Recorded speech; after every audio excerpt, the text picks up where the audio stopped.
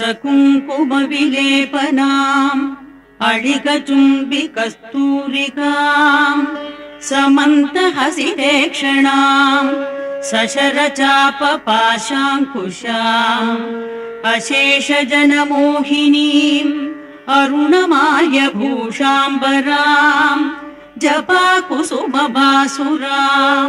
जपविधौ स्मरेदम्बिकाम्।